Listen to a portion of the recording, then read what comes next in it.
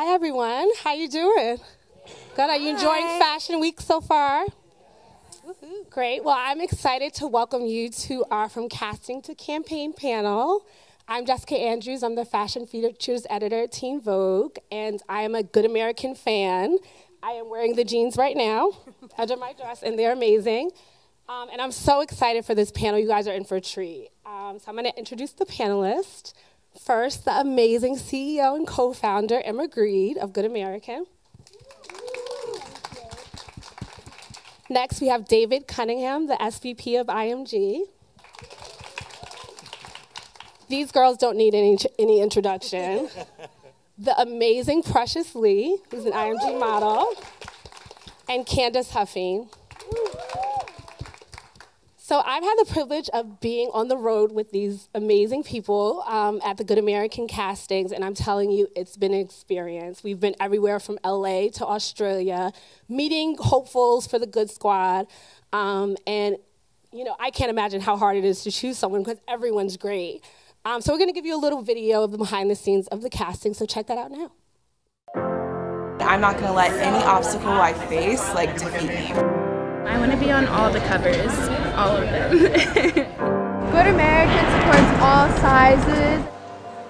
They appeal to everyone because everyone just wants to feel good in their own skin. We're looking for something that you can't necessarily put your finger on. It would mean so much to me that someone actually took the time to look at me and be like, I want to give her a chance. To get the call back was insane. I was on my couch and I was like, holy. I probably cried maybe 5 times already just hearing these girls' stories. Doors have been opened, and the doors that haven't opened, I've kicked them down myself. How are you gonna pick? I don't want to be sitting in y'all chairs.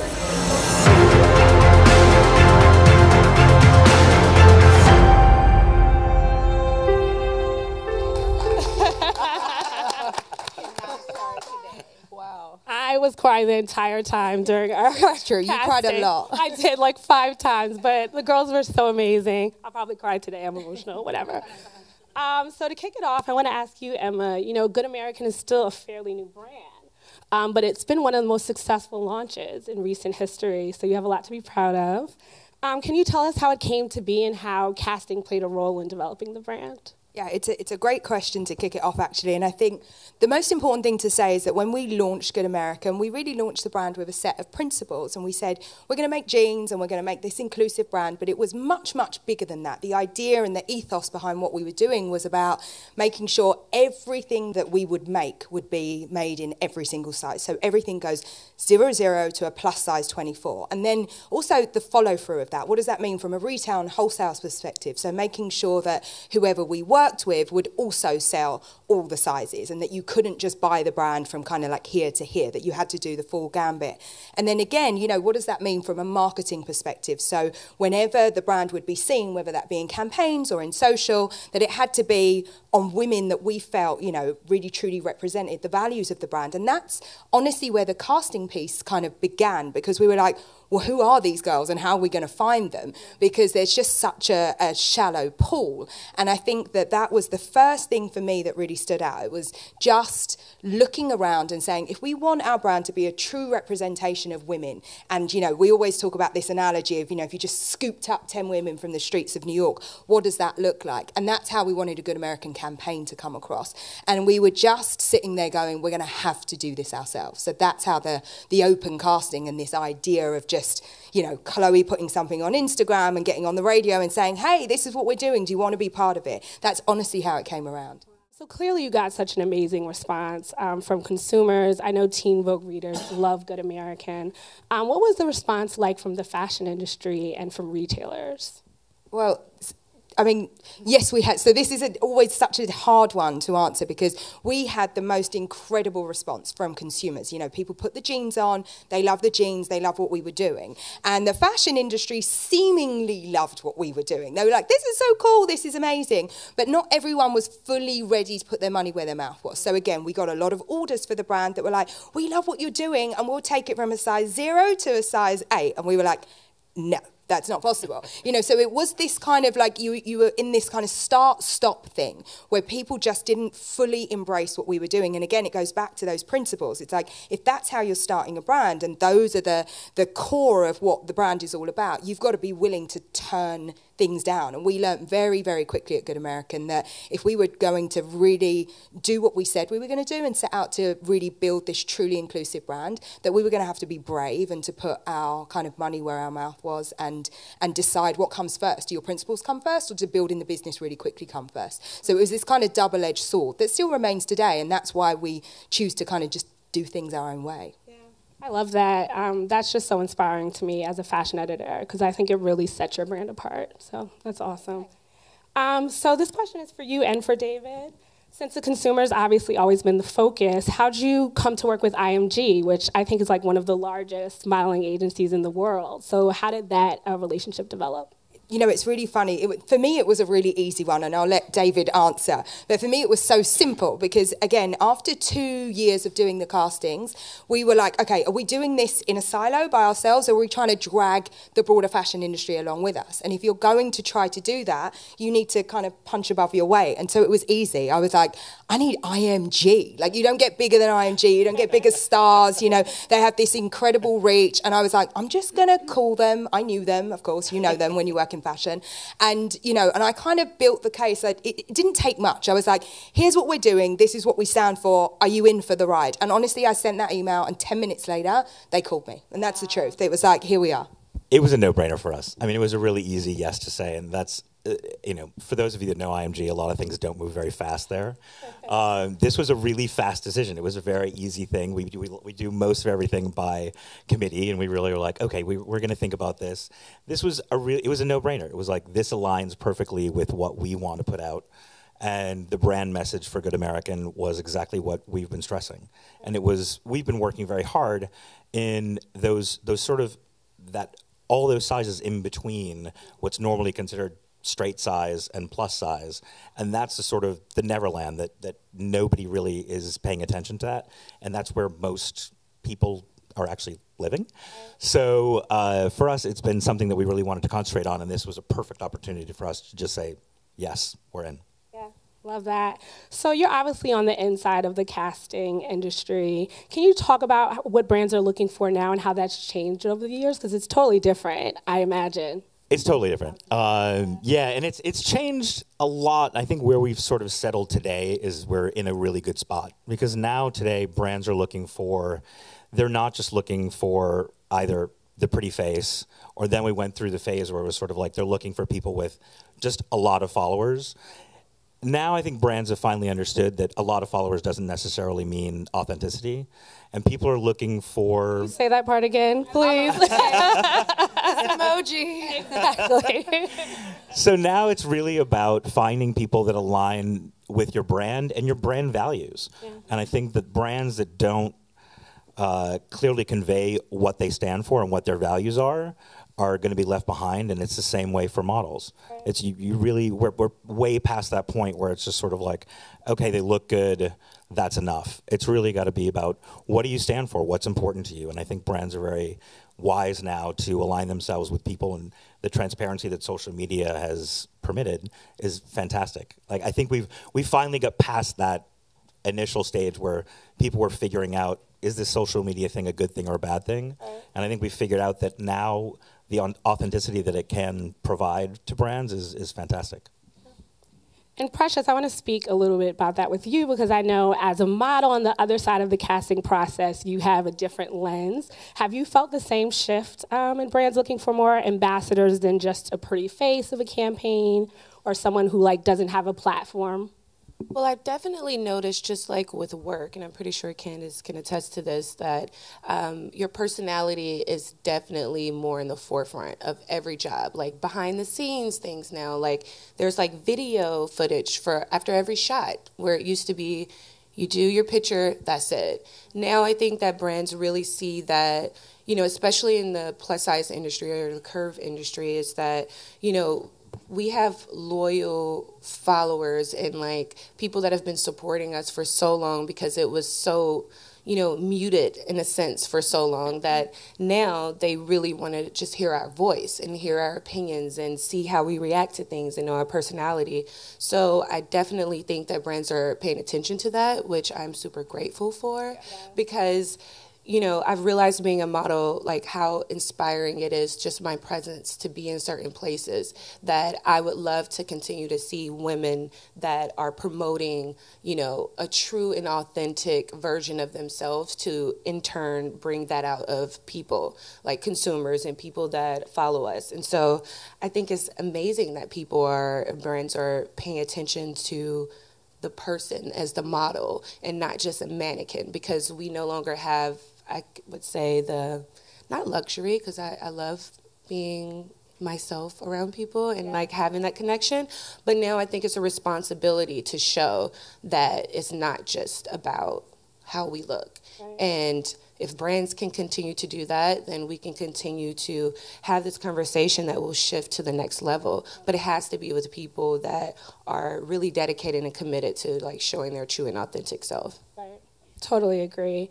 And Candace, what does it mean for your career to land a campaign like Good American, where you are an ambassador and you're not just a pretty face? Like, is there a lot of pressure that comes with that? How do you navigate that? For me, I had been waiting for the Good American call for quite a long time, because as a customer, I'll say first, and that's going back to the original launch that you were speaking of and like what the whole ethos of the brand was going to be. As a customer, I felt that this was something new and exciting and important, and something that spoke to me personally that I had never seen before. Even when it came down to shopping for your jeans, the fact that I could click on another girl who had a body type similar to mine and I could see what that jean looks like was something I had never seen before. And so it kind of came out with a bang, and I was like, what is this brand? And then I started to learn more about the Good Squad that was being put together and the way that each girl was being showcased and highlighted for who she was, and so many different aspects. On the day that I shot with Good Squad, there was women in the military and moms, and just highlighting so many different, awesome, and inspiring women who you might not get to see on a day-to-day basis based on who the fashion industry makes you see. So for me, I love everything that Good American does and stands for, and so to be a part of the Good Squad, I was like, I'm on the plane now. Actually, I've just been waiting in LA. I'm just here. I'm living here to be on the squad, because it is so important. It means so much. I think we were talking earlier about how traditionally a model didn't really get a chance to use her voice or to speak on a message that was important to her unless she had a huge breakout moment in fashion, and then she got a few interviews that followed, and that was really her moment to sort of vocalize maybe something that was very important to her. And that sort of, doesn't come for everybody, and if it does, it's few and far between, and you really hope that they'll hear you the way you want to be heard or quote you the correct way so that you can sort of take this moment as your own. And it's just what we're given on a very rare basis. So with the Good Squad, I think it just gets a chance to highlight all these really amazing things that women around the world are doing that we might not normally see. So it's an honor to be a part of. Yeah, that's so great. So Emma, I wanted to go back to your first meeting with IMG. Like, what were some of the qualities you were looking for in Good Squad members? And what was the number that you were thinking of in terms of how many girls you wanted to cast in the campaign? So it's really interesting, because the most important thing for us is that we don't predetermine what we're looking for. I think in the back of our minds, if I'm totally honest, we're probably not looking for what you'd call an atypical model, right? Because there's the opportunity for those girls, they are much more seen than curvy girls or especially short girls or girls of, other ethnicities. So I think that right in the back of our minds from the very beginning, we are looking for what is underrepresented in the fashion industry at large. That's the first thing to say. But we definitely don't, a Good American, we don't believe in women having to conform at all. So it's really more about like the whole person. We want people that are doing great things for themselves, that are strong and confident in their own you know, personalities and abilities. And so it's really not so prescriptive. Like, we don't say, you should be this way, you should be that way, you need to look a certain way. It's the opposite of that. We just want women that are truly proud to be women, that are doing great things and are going to have a voice that chimes with what we believe in, which is like, just be yourself and be confident. So you can be anything. The hardest thing is a number, because this year we had 60,000 applicants. And so you first of all have like, you're like, oh my God, we had 60,000 applicants. And then you're like, oh my God, 60,000 applicants. And what are we going to do with that? Because it's so hard to be, you know, you're like, how do we even get through this? And so, you know, you feel a sense of duty and a sense of responsibility to get under the skins, which is why I'm personally in every single city that we cast in. I speak to everyone, because it's not just about the cute face, right? We find lots of cute faces and that's wonderful, but we want to understand really what lies beneath, what motivates this individual, why do they want to be part of this good squad? Because just like these ladies say, you know, we don't cast people just because of the way they look. We're like, you know, Insta-stalking people, like, what do you stand for? What do you believe in? What's important to you? Like, where's your political alliances? Like, give us the full, not that we care one way or another, but we want to know that you care, that you have an opinion.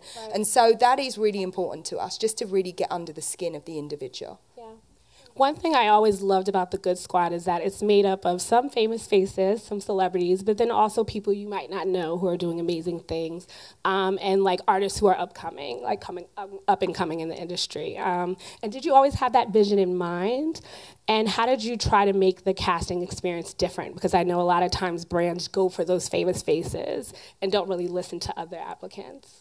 That's really true. Well, I have a business partner called Khloe Kardashian. So you might have heard of her. I was kind of good on the fame front from the beginning. And that also, you know, I think that was one of the things that right from the beginning, it isn't about a level of fame or a level of following. It's that one layer beneath. What do you stand for? And there are so many women doing so many different things. You can be, you know, as the girls say, you can be a mom or a member of the military or whatever. It's much more about what do you stand for, what are your values, and do they chime with ours? And so it's, you know, it was never about, it's all about the mix. It was never about anything being prescribed. It was just like, we want a subsection of women that represent everything that we believe to be important. And that's how you end up with this amazing mix. I'd love to sit and say, you know, we have a big grid on a wall and we're trying to fill certain boxes, but we don't. We go, these are our favourite 10 of this moment. And it gets bigger and more every single season, you know?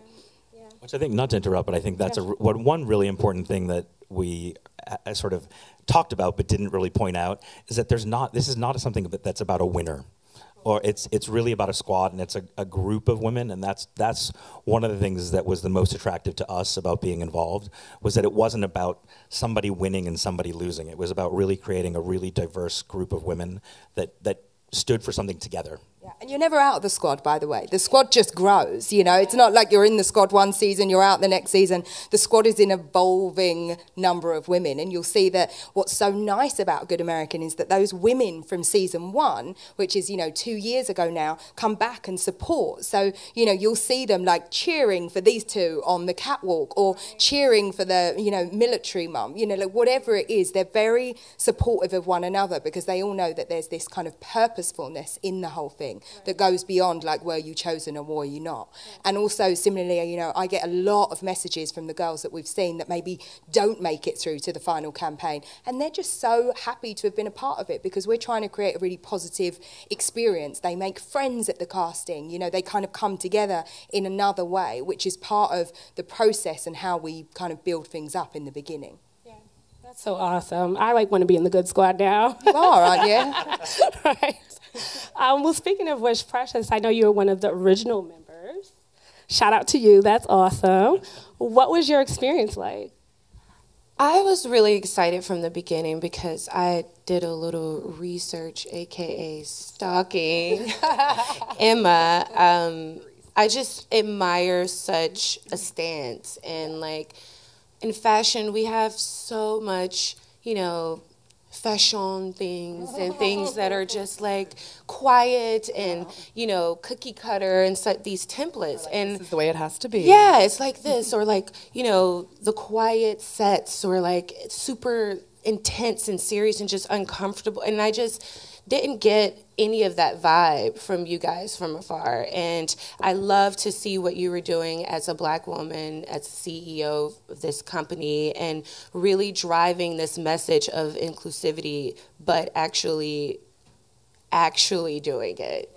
And, you know, not saying it for press or for interviews or for, you know, just because right now Curve is getting more attention than we've kind of ever got generally. But you think about Candace and I, who have been on the ground, like working in the field, like, you know, for years to come to this moment. And this moment I take, it's very special to me and it's very important. And to see women like Emma and doing things like this for a company when you have creative control to do whatever you want to do and present your brand however you want to present it, but to actually do it and connecting with what you say you want to promote and actually casting that way and having the process be that way. And even just like the whole idea of Good Squad, you know, a lot of clients, you work for them, you do a campaign, that's it. There's no guarantee, there's no nothing, but to feel that type of energy of that is a connection and not just a job is something that is so refreshing as a model, to be able to love the clothes, like the clothes, love the campaigns, like the campaigns, and actually, you know, want to be a part of it beyond it being a job.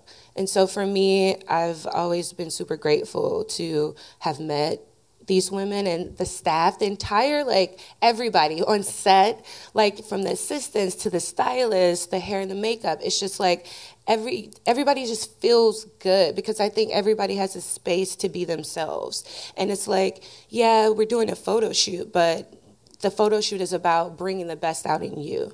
And that's genuinely what they want. And to not direct you away from whatever it is, what space, what you're bringing, what vibe, what's your thing. And that, to me, that promoting and accepting that individuality is super important for me because I'm going to do that anyway. But to have a company and a client that actually, like, encourages that for everybody, it just, for me, is something that I definitely want to let people know how good it feels to be a part of, so we can just shed light on other parts of the industry that are successful and other companies that are successful but don't have to follow the template of this same, you know, precise energy. So for me, I'm really grateful for that. That's so awesome. So this question is for both of you, but I want to start with you, Candace. So you guys both have accomplished so much in this industry, and it's an industry that still really undervalues, in my opinion, and underrepresents women with curves, women of color, women of different sizes, races, ethnicities, abilities. And as an editor, it's so frustrating to see. And that's what makes brands like Good American so special, is that you guys are the change, right? So I want you to, yeah, right. It really means a lot. So I want to share, or have you share a story of a brand that you feel got it wrong and what that experience was like. Ooh. Just to give people an idea, you know, not to be messy, I promise. She's trying to end our career today. I thought he loved us. Listen, not naming names. But just so people understand what it's like outside of the space of Good American and why Good American is so important. Well, I will say this, when you were even speaking about your day on set and stuff and how you feel that, like, it's just refreshing and different to just feel like you belong there. It even, like, it popped into my mind and even, you know, reminded me of just how so many times you work for a brand and you're like, oh, this is cool. Like, they have the curvy girl come in. Mm-hmm. And then you don't show up anywhere. You don't show up on their Instagram. It's like you're there, but then you're a dirty secret. And then so it's like, look, we did it, but we're not fully promoting you on all channels because who knows why. I don't have the answers for these things. It's exhausting. But even just like on my day on the Good American set, I was like, I'm in every photo. I have like lots of outfit changes and I'm in every photo. It wasn't just like, oh, well, then we'll throw the curvy girl in right now. It's just so rare. And I'm shocked that we are having that conversation, but it is rare. And with all the great strides that we are making and all the change that's occurring in the industry, there are some little hiccups still where it's not 100% the right way or the way that we want it to be. I will say, I mean, I've been in this industry 18 years, so yeah, I've had stories. But look, there's one that pops in my mind right now that's just basically sums up the general vibe for all curvy girls, and it actually wasn't me on set, but I became very involved in this narrative because it shocked me and infuriated me, but then also didn't shock me. A friend of mine was on a editorial recently. She's a curvy model for a magazine, and she took a picture of the rack of the size 4 girl who was there shooting that day, and then she took a picture of her rack. So size 4 girl, packed. She's going to have lots of outfit options. She's going to look fab. She's probably going to have 6 pages in this editorial. She's going to look amazing. And then the curvy girl rack, I mean, I would count, maybe there was probably 6 hangers on it, and it was all shoved to one side to add insult to injury. So it was like empty rack and then the clothes on the side. And she was like, and this is a curvy girl rack. And I screenshotted both of them, and I was about to also take to the interwebs with my frustration. And I'm like, I don't know how to even keep fighting this fight sometimes, because this should not be the way it is. It is 2019. There are clothes that exist. We are not doing this anymore. And really it comes down to then you're just being lazy and you're not being creative enough. You brought the curvy girl here. She's supposed to have a moment in this magazine. The woman at home is supposed to feel something from seeing her in this magazine. We're representing all women, all beauty. This is supposed to be a celebration. And then it's going to come down to a factor where you're going to say, oh, sorry, she wasn't really in this editorial very much because we didn't have clothes for her. It's not an answer anymore. It's not an excuse.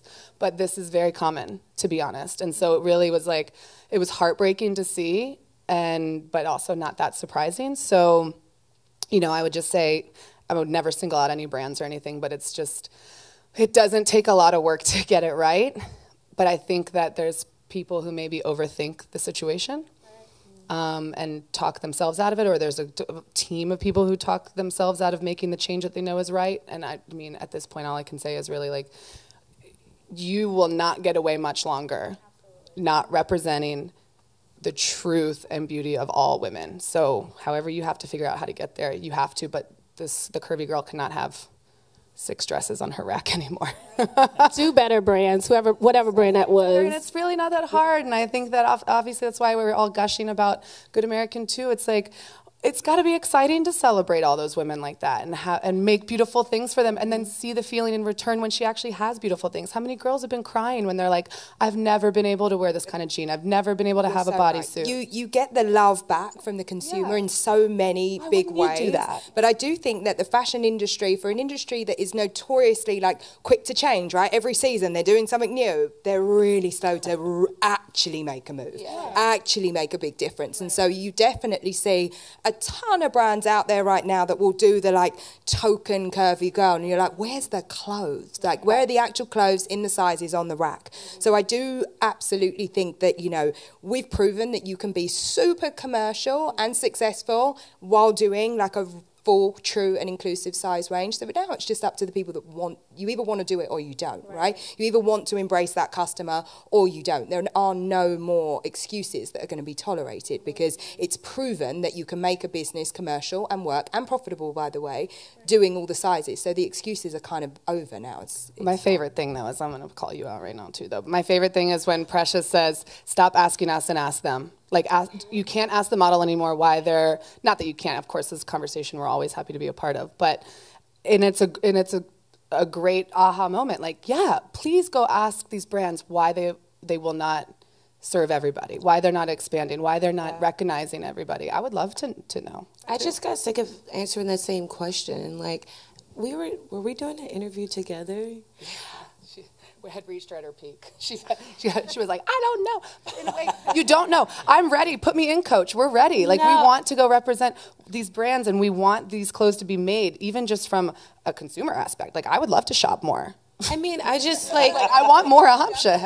It's just so you find out why they're not doing it. Sorry. It's just so funny because they ask the model the question, right? They're like, what designers would you like to see that doesn't shoot plus that you want to see plus? And I'm like, I don't know, I probably have about 10 versions of that answer, like the same thing but in different wording for different publications and outlets. And one day I just was like, why don't you ask the designer? I'm the model. and I'm represented by IMG, the best agency in the world. I'm not hard to find. I admire my work. You know what I mean? Like, I would love to work for this brand or this brand, but I am not employed by them. I'm not in their house. I'm not in any way a part of their creative process. So if we really want the answer to that question, and you're not just asking me that just because I'm a curvy girl and you want to hear me say something about being curvy and designers, and you really want to know the answer to that question, you would ask the people that are actually in the position to do it. And just flipping the script. Like, I don't have the answers. If it was up to me, I would have been 5 seasons in by now, okay? So ask the people that really can do it. And that, for me, we did, and it's successful. Yeah. Sometimes it works. People who are doing it. Sometimes it works. And by the way, I saw that post that you're talking about with the rag. Oh, yeah. Yeah. And she's not even, as curvy as us. So I was like, I have to ask y'all about that later. She's like, she's a size 10. She has no clothes to wear. Wow. But me as well as, like, the experience. Yes. I'll say this. My thing is, creatively, being a curve model, Candace knows, because we are both extra with posing, I think. I was on set once, and I was so happy to be there, and I was looking at all the other girls getting fit for their look, editorial vibes. And I'm looking ooh, yes, I love that gold skirt with this. Oh my gosh, she's gonna put that, because I make over everything in my head. I look at stuff and I'm already rearranging it. So I'm looking at everybody looks like, ooh, I would have paired it with this. And just waiting my turn, and then it got to me and it was they threw a sheet on me. Just draped me. And I was looking Was it an actual outfit or was fabric? That's to be determined, actually. I can't even say, because I think they cut it or something. Maybe they didn't think I could fit it, or I don't know what it was, but it was not a look that was anything like everyone else's. And I was just standing there I can't go down like this. What am I going to do? But as a model, you have to be professional.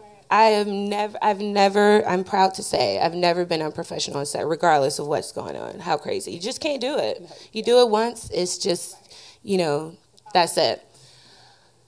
So I'm okay, they're standing there talking about it, and I'm standing there, I'm this is a good moment for me, this is huge for me. I've been waiting on this for a while. I know I can fit that dress right there.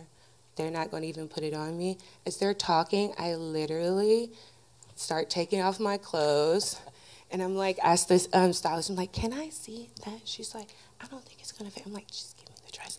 I literally I put it on, I'm putting it on, and as I'm putting it on, the photographer's oh my gosh, that's amazing. Why are you even covering her up? And I was in my bra and panties, and I was just dropped it exactly. I'm totally down to, I'm I don't want to be confined into this girl that just needs to be in something, but something that doesn't fit, or just cover her up just because she's here.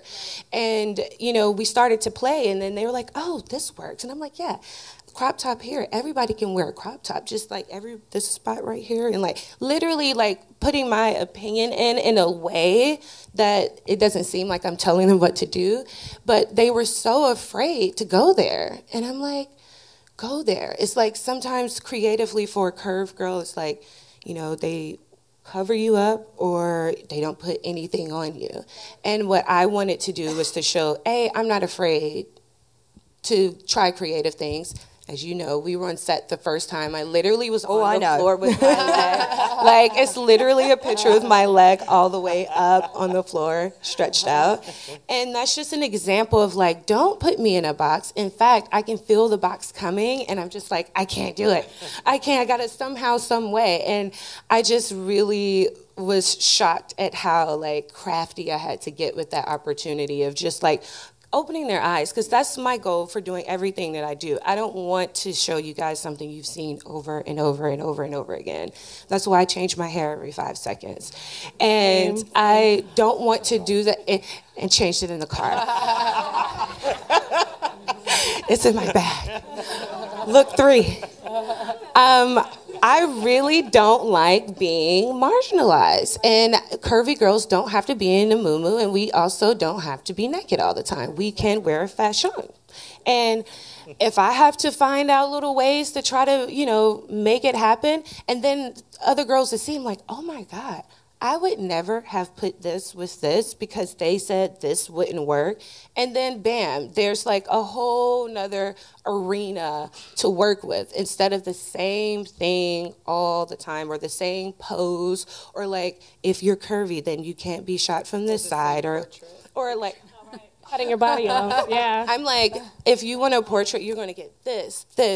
Like, I don't want to give you the same thing. And so for that to be such a huge production that was going on, and for, it to seemingly be so limited at first until, like, I kind of let them know, like, we can play it. And I finagled that, and I'm very grateful because it's one of my favorite projects. So I love that.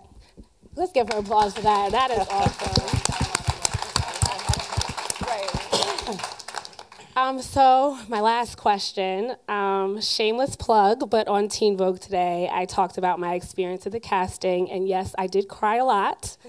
But one of the reasons I cried is because I met a young girl who actually changed her major to poli-sci because she wanted to advocate for her parents, who you met her too, who are immigrants.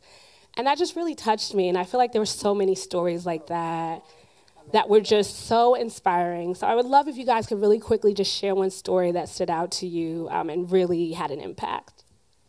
I wonder if I should go first, because my tears can be dry by the time we get off the stage to take the picture. Both there, like, oh my I was gosh, just jaw on the ground. Sorry, I mean I'm pretty loud, but it was both. This was a story I was going to tell too. It was the same when moment. I started crying. Yeah, like, we had to call in tissues, like the ugly cry, like cry, like not holding back. And I was like, I didn't even have anything to say. And I felt it's one of those situations where you should say something so the girl's not just there pouring her heart out in front of you. But it was just so shocking and touching that I went speechless. You were crying, but go ahead. It was. We we're standing in front of each other crying. Okay, but what was super duper inspiring for me about this story, I think she was maybe a size 8. So like you said, that in-between size that we very rarely see. She had just came from, I want to say, Australia. And she was just talking about how fit she's gotten, and she's so proud of like how she worked out, and then as she's talking, I'm like, yeah, girl, like what do you do? And then she's like, what really inspired me into getting into working out, not just physically but mentally, was because I got out of an abusive relationship where I was in a situation where I could not defend myself physically, and I remembered in that moment that I never wanted to feel like that again. And so what I did was I started working out instead of, she was like, I thought about drinking, I thought about going and do drugs, but I was like, you know what? I'm going to do this because I am, and as she's saying this eyes are watering already. I'm going to do this, and I'm not going to turn to drugs. I'm not going to turn to alcohol. I'm going to physically do the work to see what happens on the other side, and I'm proud that in the process I've gotten fit. But for me, that is the reason why I want to be a part of Good Squads, because I want to show that you can go through something, whether it's, literally, she said it was a horrible physical altercation. And she said to go through that and to show that women can have other options when they go through a dark time. It doesn't have to be like you go on this spiral emotionally to draw out different ways of dealing with your pain. And for me, my pain was transferred to physical activity, but that is a message that I want to let women know, because I have friends that have gone through the same thing that are strung out on drugs right now. And just to know that this part of my story could maybe change just one woman will make me feel like my entire process was worth it. And I could not be, like, by this time. She was standing so strong too. She was so empowered. She was standing and so strong. It was amazing. It was really, she was special. She was really special. And I mean, so many were, but she affected. You're like tearing up right now. She affected us bad. She did, because it was very personal, like her story, and for her to have such confidence to actually stand there at a casting and to share that and to tell us how far she traveled for it.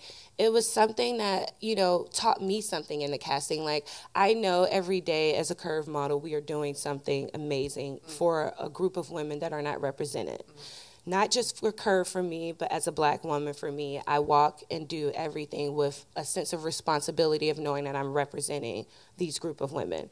But when I met her, like, and knowing that she was standing in front of me and being that vulnerable, it kind of was like a reboot, which I think is what we all have to do, no matter how you can do things and it gets mechanical, or like you do things and, you know, you're just doing them. But for me, it really stopped me in my tracks to realize that my work is definitely social as well, no matter what, every single thing that I do. And I was so moved by that, and it shook me up to make me realize that I got to do more.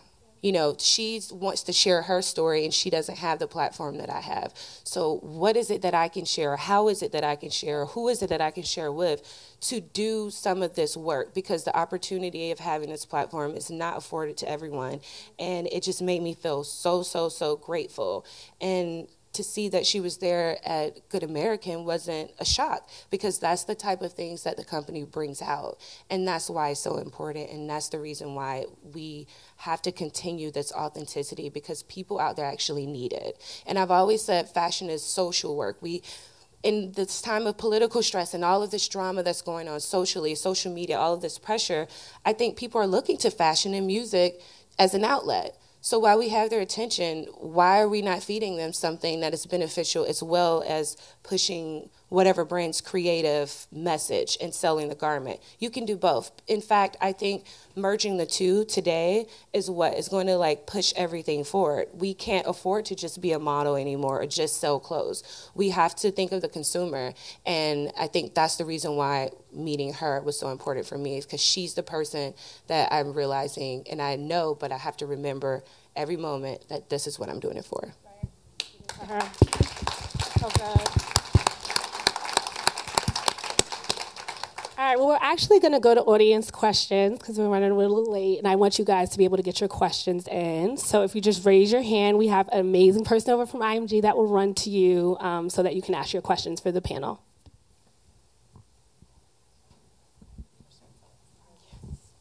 This message or this question is for Emma. So as a smaller person, why was this so important for you to make it all-inclusive? Because you don't have to deal with the struggles of us or any of them. Why was it so important for you as not the face of this bigger size audience? It's a great question, and one I'm asked so much, so I'm glad you brought it up, because I love to explain myself away on this one. So I'm a mother of 2 children, and my first was a little boy, and you're like, he'll be fine in life, and then my second was a girl. And coming from a family of, I'm mixed race, so half black family, half white family, and there was this clear distinction in my family of the women that felt very comfortable in their own skins. And I come from a family where everyone is super curvy. And the more I worked in fashion, the more I realized, wow, my entire background, everyone that I care about is completely isolated from what I do, because I came up in the high fashion industry. And, that was a real bug for me. And then when I gave birth to Lola, I kind of started thinking a lot about the connotations of what you see in the media and what an effect that has on you as a woman. And seeing it from my grandma to my 3 sisters to my mum, I thought, my goodness, we're living in a time where what a waste it is to spend the time thinking about the size of your backside when there are so many important things for women to be doing and to be part of and to actually be making like real change in. So that for me was it. I was like, whatever I do, whether it's a brand or another agency or starting, it has to be with this idea of absolutely changing what we're seeing, because I know that what you see is what you are, is what you become, is what you feel and think is right. And I just can't imagine that my little girl would grow up in the same way that I do, with this very narrow idea of what is beautiful. So it was just, that moment was such a turning point for me. And I was pregnant when I started Good American. And those ideas, you know, first of all, I was like, I'm going to do, you know, a denim brand. Then I was like, I'm going to do like a denim brand that, you know, does a few extra sizes. And then I was like, oh, no, like this has to be this. It's the only way to take things forward. And it's very obvious when you work in this business for a long time, all the things that are wrong. It was much harder when I actually tried to do it in real life, but that's a whole nother panel. But, you know, the idea was just that. It was like, this is not a time for women to be marginalised. This is a time where if I can do something that is as broad as possible, that will be doing something for the greater good. Thank you for your question. For you. Any other questions? You can raise your hand high so she can see you. Hello. Hi. Emma. It's Ivan, by the way. Oh, hello. Hello. Hello. All right, love. Is this even working? Anyway, all right, I don't know. When you were a little girl, did you ever think that you would be promoting and being a good American? That is a very good question, as you can tell with my, you know, super American accent. You know, people ask me all the time. They say, why is this company called Good American? And it's so simple to me. You know, when you're not American, you have such an idea about this country, right? It's the land of the great and the land of the free, where you can be a trash man and you can become the president. Like, you are literally like the best branded country in the whole world, as far from a marketing perspective. You know, as a marketeer, that's what you think. And so when I named the company Good American, it was like the connotations of the word. Like, what does it mean to be a good American? To have a company that behaves as a good corporate citizen, that does the right things, that is not, they're going to tell me off, like, that's not an asshole, right? I just wanted to have a company that was like a good thing, that like made people smile and was positive and had a great impact. So I absolutely didn't grow up thinking about being a good American, but I feel like I'm being a good one now. Is that good enough, you, Ivan? I try. Fern has a question. Yeah, Fern has a question in the front. The Fern Malice. How involved is Khloe Kardashian in the company? Chloe's really involved. So she's my business partner, and I come from a background where, if any of you know my previous company, I did endorsements. So I worked a lot with talent who kind of slap their brand on something and go, here's me, for 6 months only. And so when I started working with Khloe, it was really about, I needed somebody who could really accelerate the business. I know that when you come into this market, it's very crowded. And Khloe, for me, it's not about an endorsement. She's a partner. She's really, really involved in the marketing, the social, like the actual product design. She's got a very, very fixed idea of what she wants. And I think where Khloe, and when you're building any business partnership, you're always looking for a counterbalance. And for me, it's like, I'm very good, I'm very analytical, I understand finance, I get the marketing piece. What Khloe has is an exceptional understanding of her market, of the customer, of middle America, of what every girl wants. And so when we started the company and we kind of came up with these principles, Khloe was there going, I really understand my audience. And so she's so invaluable to that. She's not in the office every day like I am, of course. She has some other things to do. But she's really intrinsically involved. And if you ask any member of my team, they hear from her quite a lot. Every day, in fact. Right, we have time for one more question. I know you guys were holding your hand up in the front. Hi, my question is for Precious and Candace. So as models in the industry, and you've both been in the industry a while, how do you feel about the concept of brands that use kind of curvier models, maybe like size 8, 10, 12, but they promote to women who are maybe 18, 20, 22, and the concept of pinning, I guess, is what I'm getting at. Because sometimes I know that I've seen brands, and I'll order stuff online, I'm like, oh, okay, that looks great on her. But then I get it, I'm like, this doesn't look great on me. And actually, I had an issue with one brand, so I started to look like, who are these models? Because none of this stuff looks on me like it looks like on them. And then I found out that they are notorious for using pins. And just as a model, how does that feel, knowing that you could potentially fit these clothes, but they're not even offering you this job? They're offering it to someone smaller and pinning it back on them. What a question. I know how I feel about it. Dropping Tea Tuesday, but it's Sunday, huh? I will say pinning isn't an issue, I would say, because crazy things have to be done in order for the photograph to look great to sell. I mean, like, one time I even put like my own comp card down my shirt just so that it would stand up straight. So there's some things that have to happen in the shooting process for the e-com image. I know it sounds crazy, but so I wouldn't say it really comes down to that part causing the misrepresentation. I do think, because I do read all the comments of everything for brands that I work for, all brands really, I just want to know what the customer thinks and is feeling. I have a brand myself, and I just always want to know what she feels is working, what she feels is missing, how, if she's super excited about what we're doing, whatever. And if I'm a part of a company especially, I want to see if they really liked this campaign that we just did, because I'm proud of it. But either way, the point is, it has not gone unnoticed that women are asking for themselves to be seen more, especially in the higher size range. And I think that's totally fair. And I think a size 12 doesn't stand for all curvy women. And so I think that it really comes down to continuing to express your what it is that you want as a customer to be more represented and identified, because if the brand is going to go up in the larger sizes to, most brands now, if they're going to do a full plus range, are going to go up to a 24, 26, in which case to the 12 isn't going to serve that whole market. And so I do think that brands have to be very conscious now of their casting process so that everyone can be seen, so that they can shop properly. And that's what I loved about your site when it first launched too, is I never got to see what I looked like. You would just have to wing it and then hope for the best, and then that, get a good return system going. You tape it up, ship it back. Oh God, you're become a pro at that. So I completely agree. It's not a pinning thing, it's a casting thing for sure.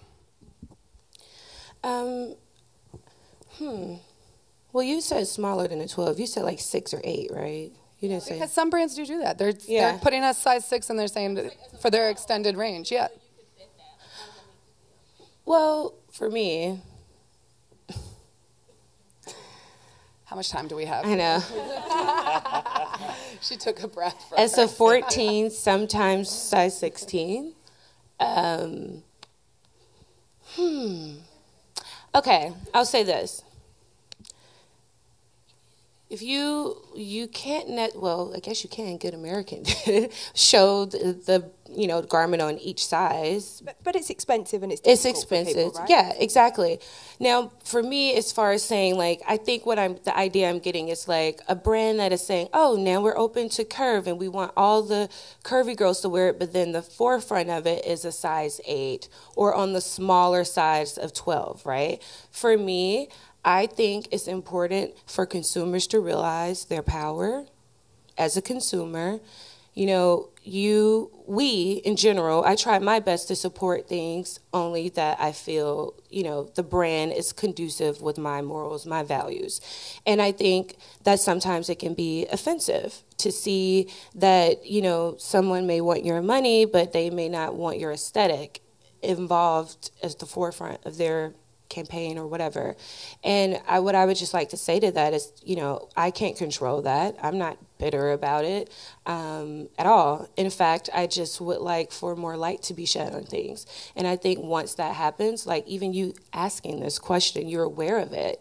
And you as a curvy woman know other models like us that are of different sizes, and you're wondering wonder why I don't see at least a size 14 somewhere. And it's just about consumers and followers really following through with that and taking a stance on where they want to put their money and making these brands really put their money where their mouth is and do the change and make the work that is for you. The consumer is buying it. And that's the thing about the curve appeal, which I'm just we have so much power. We literally don't have to, buy what's forced in our face. If that company that you felt, ostracized from, don't buy it. And, they'll realize in the next quarter when the numbers aren't adding up, let's try something else different creatively. But if we don't change how we buy, if we don't change how we talk about what we're buying and what we want to see, what's going to change? We're going to just be waiting and waiting until somebody decides to, you know, that maybe it's time. So just be vocal. We have Instagram. Like, that's the beauty of having, like, you know, sometimes it's like people think of it as a blessing and a curse to be, you know, have social media at the forefront of, you know, fashion right now. But for me, I think it offers an interactive experience. And if the consumer says that they want to see something, the brand isn't going to go to the, you know, drawing board right then and change it. But those are the things that are going to get the things we want to see to be on display.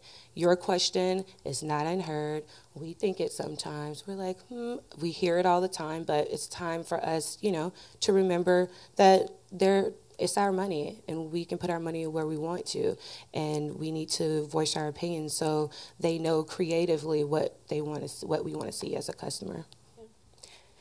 Thank you for that. All right, so one last thing, because I know we're over time, but I have to ask you, have we chosen the good squad yet? Who's going to join the team, and when can we meet them? Hopefully it's me.